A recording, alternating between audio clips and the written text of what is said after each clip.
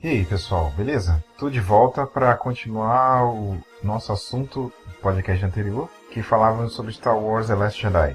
Eu peço para vocês que vejam o vídeo anterior, porque eu me baseei em várias coisas nele para falar desse aqui. Então essa é uma segunda parte de uma série de vídeos que eu vou fazer falando sobre o último filme do universo Star Wars. Peço para que, se você gostou, dê um like no final do vídeo e se inscreva no canal para saber das novidades, ok? Então vamos lá. Toda aquela explicação que eu dei no episódio anterior sobre a Marinha da Segunda Guerra Mundial é porque, se vocês notarem, Star Wars tem grande influência daquela época. Os uniformes do Império são alusão aos nazistas. Os combates que tem entre os caças também é baseado nos combates que existiam na Segunda Guerra, ou seja, aquele dogfighting, né? Você tem uma metralhadora e atira no avião inimigo, se posicionando melhor do que ele, fazendo umas táticas de formação aérea e fazendo umas táticas de manobra combinada, né? 2 ou mais pilotos se protegendo, fazendo jogo de presa e predador, né? Você se coloca numa posição para atrair seu inimigo e depois o teu companheiro acerta ele. Então, por causa dessa influência, e eu acho que é bom que haja isso, porque você acaba fazendo com que o seu público se identifique com a sua ideia. Ela vai se tornar mais simples deles entenderem, e por isso que é bom, entendeu? E é uma outra coisa que eu falo com as pessoas, que é, quando você faz tecnologia, você pode usar a licença poética, mas essa licença poética tem um limite. Então você não pode extrapolar e mudar as regras do jogo o tempo todo, porque você vai perder credibilidade. Eu falei várias vezes, em várias ocasiões, isso. A coisa cultural é bastante interessante aqui, né? Por mais que você veja que o Império foi baseado nos nazistas da Segunda Guerra para mostrar sua cultura e os uniformes, etc., né? A hierarquia, essa coisa toda, a gente nota que a arma principal deles, na verdade, é de invenção japonesa e que os americanos tornaram famoso, né? Que é o porta-aviões. O Destroyer, repetindo, é um navio de médio porte feito para defender os navios maiores e também para atacar. Então, assim, o Imperial Star Destroyer, apesar desse nome, ele não é um destroyer. Ele é um híbrido de porta-aviões com um encoraçado, porque ele tem grandes canhões que tem grande alcance e que, em vez de ser projétil, né, a tecnologia fantástica aí, introduzir os lasers. Outra coisa interessante de notar é que, por mais que as pessoas tenham aquela visão de que as nossas tecnologias atuais têm que ser necessariamente incorporadas aos filmes, né? E eu acho que isso não é verdade, porque existe a questão cultural e a questão de as regras que você estabeleceu para a sua tecnologia, elas não cabem uma tecnologia atual, entendeu? Isso transformaria todo o prisma. O que eu estou querendo dizer com isso? Esperava-se que os mísseis, né, como eu disse no primeiro vídeo, eles fossem mais usados, porque hoje, em 2019, eles são amplamente usados na Marinha, como eu expliquei no vídeo anterior. No entanto, a licença poética poderia levar em consideração que, se um radar atual já tem grandes problemas com interferência eletromagnética, imagina como isso seria no espaço, onde você está no meio de uma batalha e que as explosões resultariam num grave problema de interferência eletromagnética no campo de batalha como efeito colateral, o que diminuiria drasticamente a precisão dos sistemas de guia de mísseis. Então provavelmente você iria atirá-los e teria uma grande possibilidade de não acertá-los. Então a tecnologia acabou não sendo usada. No entanto, como os Star Destroyers são enormes, gigantescos, e como eu falei aqui, a manobrabilidade deles seria muito reduzida, você teria uma grande janela aí se isso fosse colocado em caças. E na verdade a gente até vê, durante a destruição da Estrela da Morte, a gente vê que os X-Wings são capazes de atirar projéteis, né? Apesar de, na minha opinião, o efeito especial não ter contribuído muito, a gente acha, da maneira que foi feito, que as bombas que o Luke dispara na Estrela da Morte caíram como se fossem bombas. Na minha opinião, eram mísseis teleguiados que seguiram aquele caminho até o reator da Estrela da Morte, fazendo-a explodir.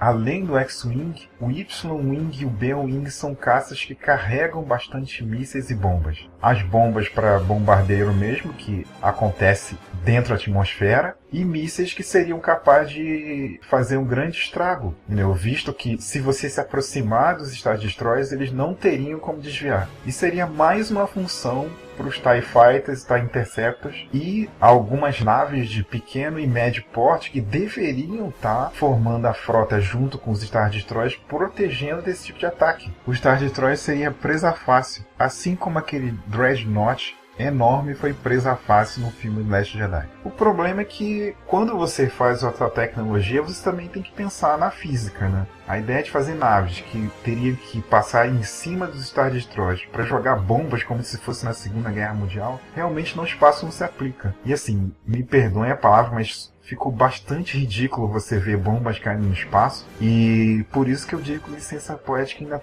tem limite, né?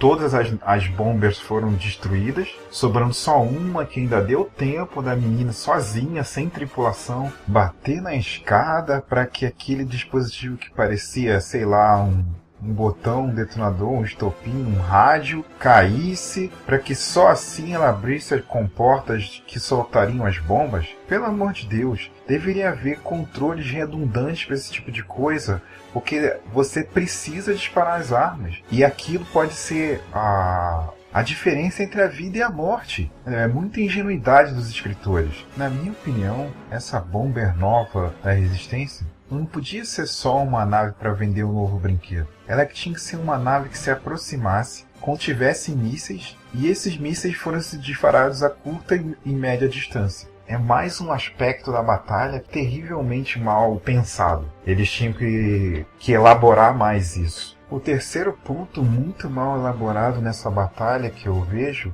é, como eu falei no primeiro vídeo, os caças liderados pelo Kylo Ren foram bastante efetivos. Eles entraram no hangar, conseguiram destruir a maioria das naves. Tem a coisa da moral da tripulação que ficou muito abalada depois de um baque retumbante desses. E quando você consegue fazer com que a nave não consiga atacar com os canhões, e não tem nenhum caça, nenhuma esquadrilha de apoio para se defender, ela estava morta. Acho que você colocou os rebeldes numa situação sem saída, e aí você usa desculpas estapafúrdias de eu não posso cobrir vocês vão voltar para a nave. Cara, já estava vencida a batalha, era só fechar o caixão. Para piorar ainda a situação, a ponte foi atingida e a Leia foi para o espaço. Quando o escritor coloca o seu vilão ou o seu mocinho numa situação que ele esteja encurralado, ele tem que pensar muito bem no que ele vai fazer, porque às vezes isso pode parecer algo totalmente sem saída, em que você mudou a regra do jogo para aquilo funcionar. Ali eu acho que acabou para Leia, acabou para Rebelião, não tinha mais o que fazer, eles tinham que ser derrotados retumbantemente. Naquela situação ali, só uma terceira pessoa que viesse de fora poderia salvá-los daquela situação. E poderia ter sido Lando, né? Mas infelizmente só lembraram dele nesse terceiro filme. E cara, pelo andar da carruagem, vai ser mais um dos personagens clássicos que vai ser descartado. Então você criou uma desculpa esfarrapada para os caças voltarem, quando eles deveriam ter terminado o que começaram, ou seja, destruído a nave da Leia, que já não tinha proteção e não tinha como defender deles. Dificilmente alguém vai entrar em batalha com a possibilidade de ficar sem combustível, sem energia. A troca dos motores a diesel pelos reatores nucleares nos navios da Marinha é justamente para que faça com que eles fiquem anos em operação. Você não vai para um espaço sideral, sair de um estaleiro com a sua nave, prestes a acabar o combustível, que você tenha 1 ou 2 saltos. Pelo amor de Deus, isso não dá. Não dá.